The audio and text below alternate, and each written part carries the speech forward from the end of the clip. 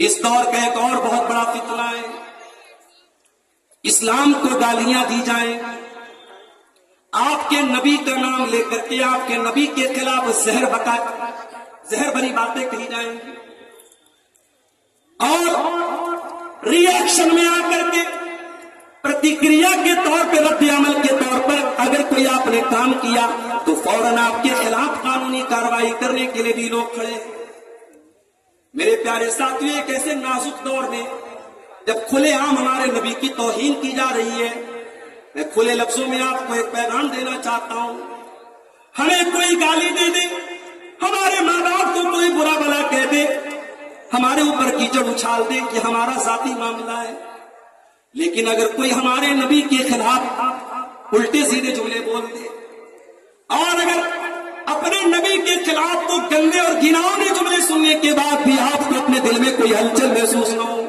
آپ کے دل کو کوئی تکلیف محسوس نہ ہو، آپ کو اپنے دل و دماغ میں کوئی غصہ محسوس نہ ہو، تو میرے بھائیوں، اس کا مطلب یہ ہوا کہ دل کے اندر، سینے کے اندر ایمان کہیں نہ کہیں مردہ ہو رہا ہے۔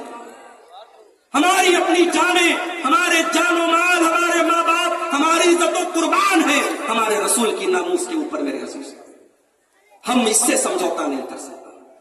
ہمارے نبی کو برا بلا کہا جائے ہم اسے گوارا نہیں کر سکتے۔ یہ میسج دنیا تک جانا چاہیے،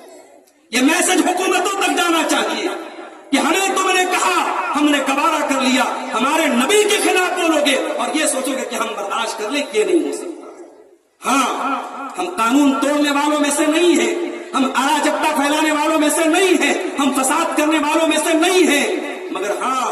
ہمارا ایمان یہ ہے، النبی اولا بالمؤمنین من انفسہم، ہمارے نبی ہمیں اپنی جان سے زیادہ پیارے ہیں۔ تم ہمیں گالیاں دے دو، ہم گوارا کر لیں گے، لیکن ہم اپنی جانیں قربان کرنے کے لیے تیار ہیں اپنے رسول کی ناموس پر۔ میرے عزیزوں، میرے ساتھیوں، اس دور کا بہت بڑا فتنہ یہ بھی ہے کہ آپ کے نبی کو، آپ کے دین کو، آپ کے قرآن کو مختلف طریقوں سے توہین کی جائے گی، برا بھلا کہا جائے گا۔ اس ایسے دور میں آپ کی ذمہ داری کیا بنتی ہے؟ آپ کی دو بڑی ذمہ داری ہے۔ ایک تو یہ ہے کہ آپ دنیا کے سامنے قرآن کا صحیح انٹروڈکشن پیش کریں،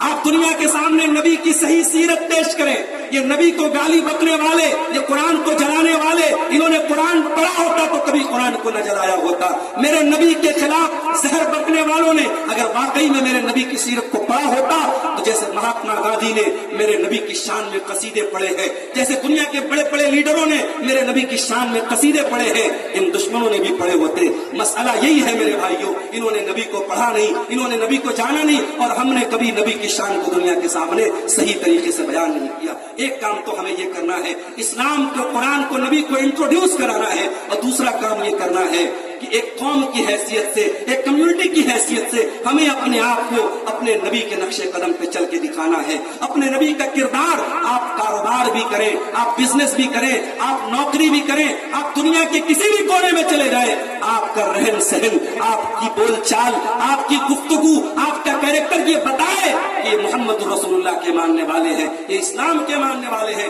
دوسروں کو تکلیف دینا اور دوسروں کی راہ میں روڑے اٹکانا، یہ میرے نبی کی شان اور میرے نبی کا طریقہ نہیں ہے۔